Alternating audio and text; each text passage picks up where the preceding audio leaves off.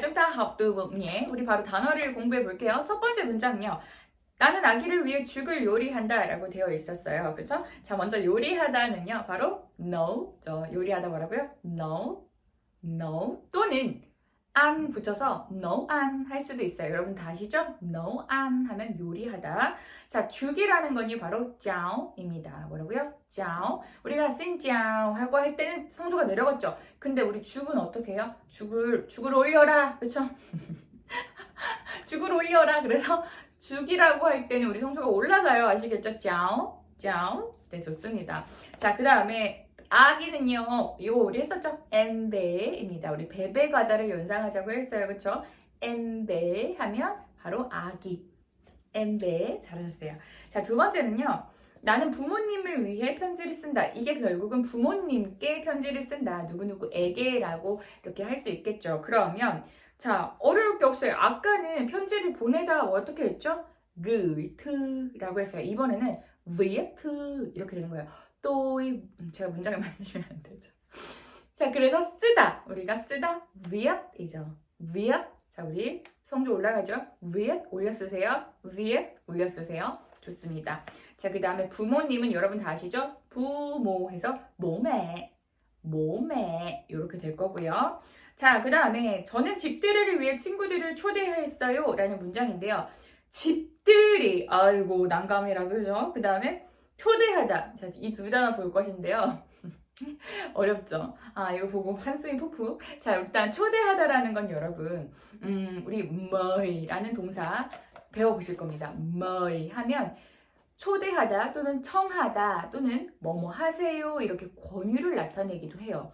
용법이 두 개라고 생각하시면 돼요. 초대하다, 청하다라는 동사로서의 용법이 있고 두 번째는 권유하는 뭐뭐 하세요라는 뜻을 가져요. 근데 이게 결국은 뭐뭐 하세요라는 것도 청유랑 비슷한 거죠, 그쵸? 자, 그러면 우리가 얘를 어떻게 쓸 것이냐?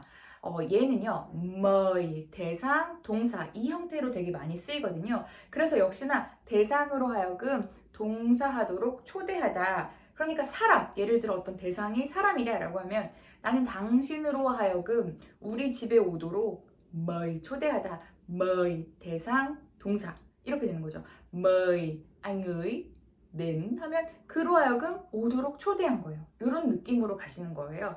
그래서 어렵지 않으시죠? 뭐이, 대상, 동사 또는요 이 대상이 생략되기도 해요. 우리가 상황에 따라서 맥락에 따라서 알 수 있다면 그냥 뭐이, 동사 하기도 하겠죠.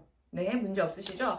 그 다음에 예를 들어 우리가 어떤 베트남 분들과 중요한 자리에 가서 앉으세요 이렇게 권유할 수 있잖아요. 청할 수 있잖아요. 그럴 때 mời anh ngồi, mời chị ngồi 이때도 형태는 같죠. 우리가 뭐뭐 하세요 라고 직접적으로 권유를 하는 문장이지만 이때도 형태는 mời 대상 동사로 쓰였단 말이에요. 그쵸? mời anh ngồi, mời chị ngồi 이런 느낌인 거죠. 그쵸?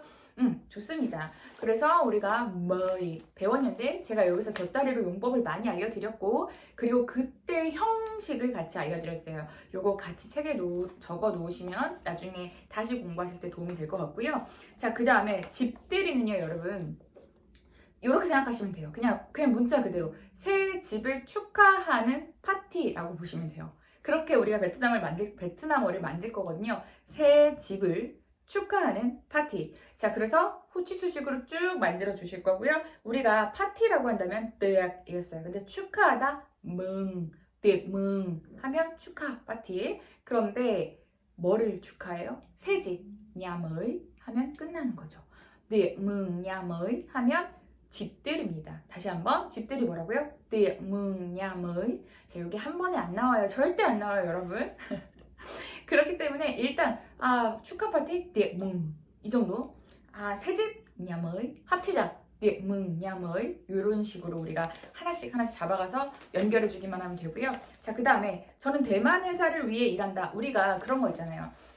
저는 뭐 삼성에서 일하고 있어요. 전 CJ에서 일하고 있어요. 요렇게 우리가 어떤 회사 이름을 앞에 붙여서 뭐뭐에서 일하고 있다. 요 표현이 딱 베트남어는 요거든요. 그러니까 우리 베트남어는 뭐뭐에서 일하고 있다라고 이렇게 말하지 않고 머리가 뭐뭐에서 일하고 있다라고 말하지 않고 뭐뭐를 위해 일하고 있어요라고 많이 표현을 해요. 그래서 여기서도 우리가 쪼 용법을 쓸 거라는 거죠. 네, 그걸 하나 기억을 해주시면서 자, 나머지는 우리가 사실 다 봤던 단어들이에요. 일하다라는 거 랑리에 봤었고요. 그 다음에 회사라는 것도 다 아시죠? 꽁띠였어요. 근데 우리 대만 볼까요? 대만은 베트남어로 나이루안입니다. 해보실까요? 나이루안. 한 번 더. 나이루안 하면 대만 이렇게 되는 거죠. 문제 없으시죠? 외우시면 되죠. 문제가 있어요? 외워야 돼요. 아직 안 외워진 거예요. 그렇죠? 나이루안 하면 대만. 뭐 단어는 그렇습니다, 여러분. 단어는 만약에 문제가 있다 그러면 아직 덜 외워진 거죠. 외워주세요. nhớ phải học thuộc lòng. 자, học thuộc lòng 딴말 잠깐 세면요. học thuộc lòng 이란 단어가 암기하다라는 단어예요. 근데 되게 재밌는 게 lòng 하면 마음이란 뜻이거든요.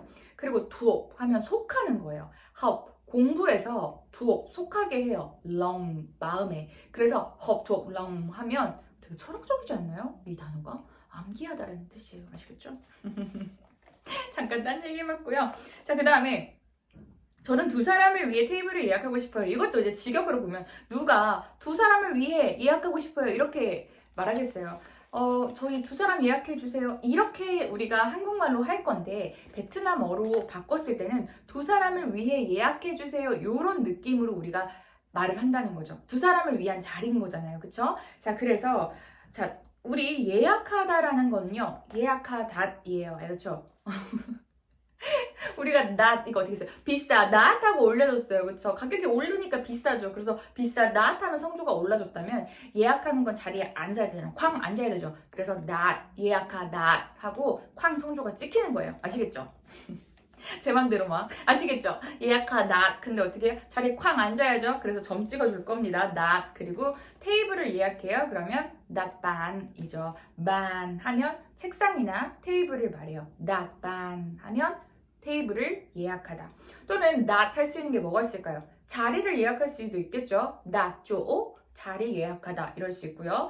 티켓을 예약해요. not vé 할 수 있죠. 또는 방을 예약해요. not phòng 이렇게 할 수 있습니다. 우리 이거 한번 정리를 했었던 것 같은데 다시 한번 not bàn, not 조, not vé, not phòng 이 정도 이렇게 정리를 해주시면 또 여러분들이 얼마든지 쓸 수 있겠죠. 자, 그 다음에 우리가 몇 사람을 위한 거라고 할 때는 그렇죠. 사람이란 단어 ngời를 쓰겠죠. 네, 문제 없으실 것 같아요. 자, 그 다음은요. 저는 형을 위해 택시를 부를 것이다 라는 문장인데요. 자, 부르다라는 거 우리 했었어요. 그쵸? 저번에는 우리가 뭘로 배웠죠? 전화 걸다에서 우리가 이 단어를 또 만났었죠. 이번에는 진짜 부르는 거예요. 택시를 부르는 것 바로 gọi taxi라고 하죠. gọi taxi 하면 택시를 부르다. 네, 이렇게 해서 우리가 단어를 한번 쫙 봤었고요. 바로 문장 만들러 가볼게요.